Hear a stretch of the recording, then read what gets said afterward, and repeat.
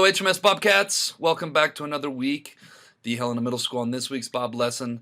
Talking about the power of the bystander. These were videos that I found last year on an anti-bullying movement.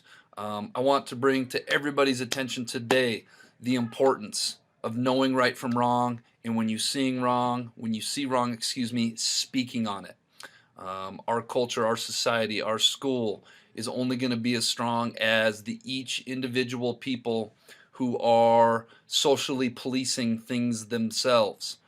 If you stand up to something that is not right when it's directed at somebody else, that is something that adds to the positive culture of our society. So on that note, I'm going to let this rock and roll. Hope you guys go out, make it a great week, and I hope we all find the strength to stand up against things that are wrong. Make it a great week. One other final note real quick. Thank you for all of you guys that went in, guys and gals that went in and voted on Topic Tuesday.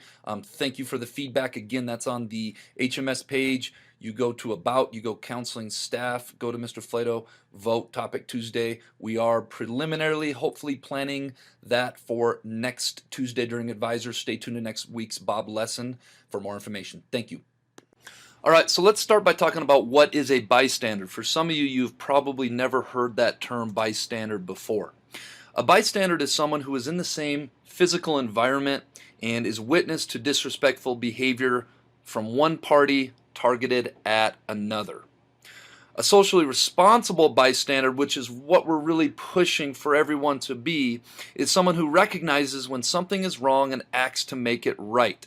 When we stand up for what is right, and do our best to help support and protect someone else who's being disrespected, we are being socially responsible bystanders.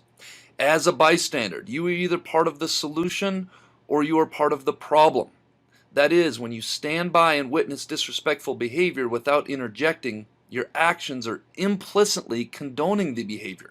Even though you don't come out and say that is okay, or you don't take part in it, by doing nothing, your behaviors imply that is the norm, or that is socially okay to do.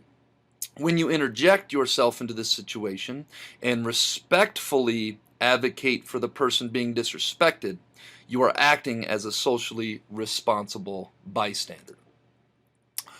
Why bystanders' response is so important, and I want to talk about this because you folks as bystanders in our school hold way more power than us adults do, in my opinion. You guys look out for one another. You guys are held accountable by one another. You guys are peers and classmates to one another, and you guys hold so much power.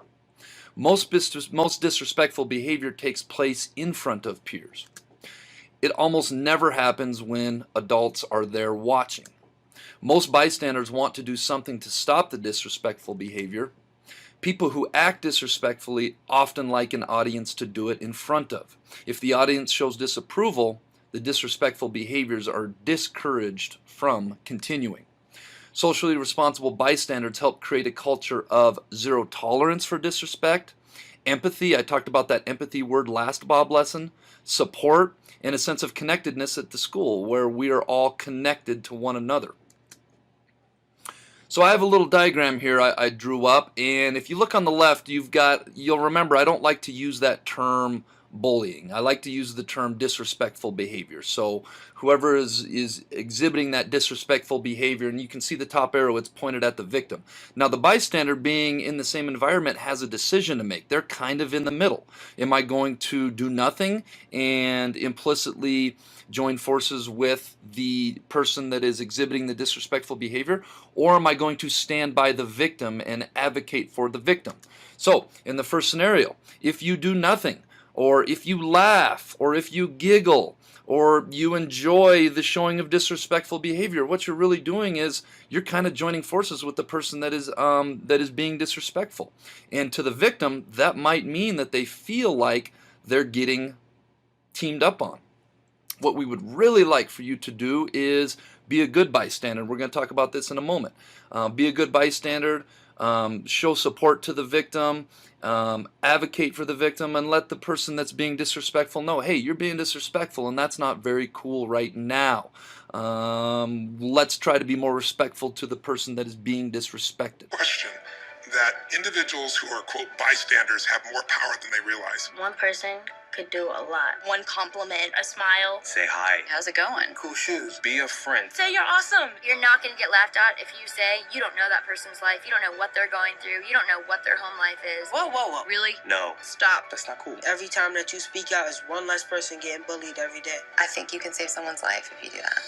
I work in a business where some people are a little bit arrogant, and maybe they're having a bad day, and I've seen this thing kind of happen where you're on a film set and someone seems to be in a really bad mood and they're treating people pretty badly, and generally you can see that they're treating like an extra badly or a stand-in badly or a cameraman badly. No one ever confronts them, and I'm a big confronter.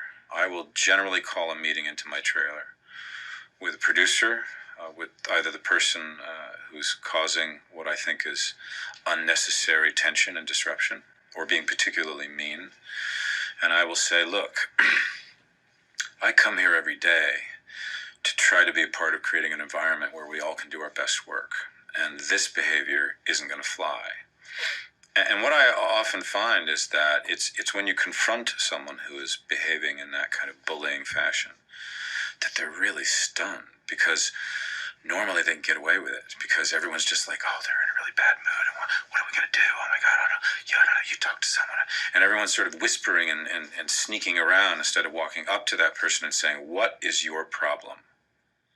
What is your problem? Because your problem is becoming our problem. And in fact, we were having a really good time until you entered the scene and created an environment that was unpleasant, disruptive, and unnecessary. And you know what? It's not going to make anyone work any faster or any better. The ways in which you get people to work faster and better is to treat them as equals and to treat them as people who care about their work and you care about your work. And it's only when people come together that you can accomplish something. If you're on the sidelines and you see another human being hurt, physically, emotionally, do something. Even if it's as simple as being their friend, reaching out, smiling, inviting them to sit with you at lunchtime, giving them a support system so they don't feel so alone, so they can build up their confidence a little bit and feel more accepted and feel a little bit safer in the world. I'm not asking for somebody to step in and start slugging away at a bad guy. That's obviously not the way to handle the situation.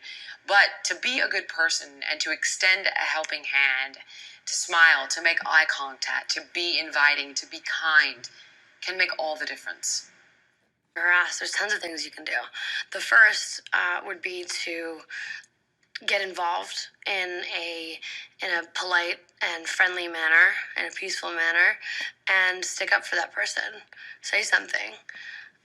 Because it is kind of, especially when someone's saying something to you, when you're ganged up on, you feel alone, you feel scared, and you feel helpless and weak.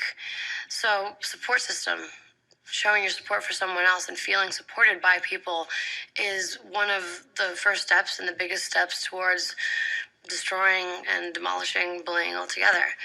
And so that's why I think whether you know someone or not, it's incredibly important to know whether you would like something being said or done to you in the same kind of manner. And if you see that and it's not something you like, then get involved and get in there and help them.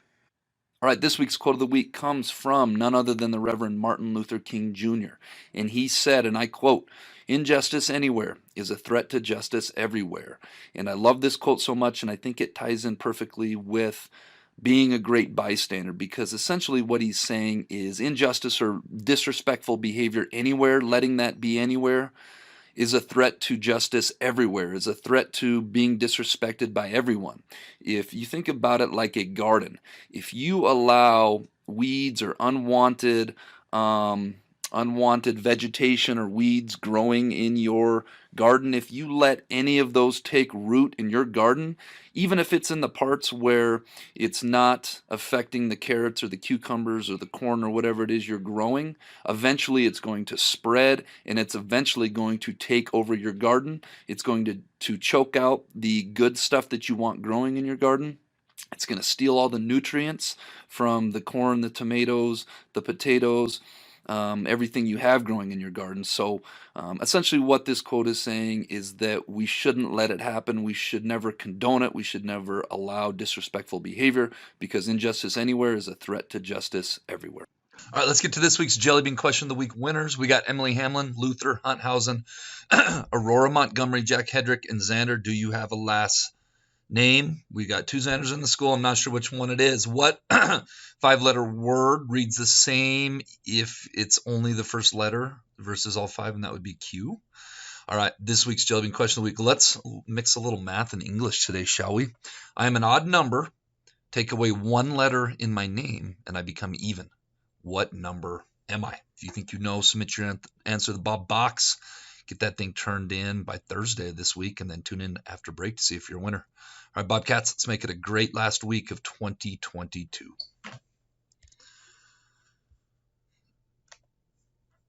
Whether there's enough food in your home over Christmas break, please come down to the counseling center, fill out one of these things, put it in the manila envelope, or message myself or Miss Gluckert directly on Teams, and we'll get you on that list, and then we will distribute those Wednesday and Thursday in advance.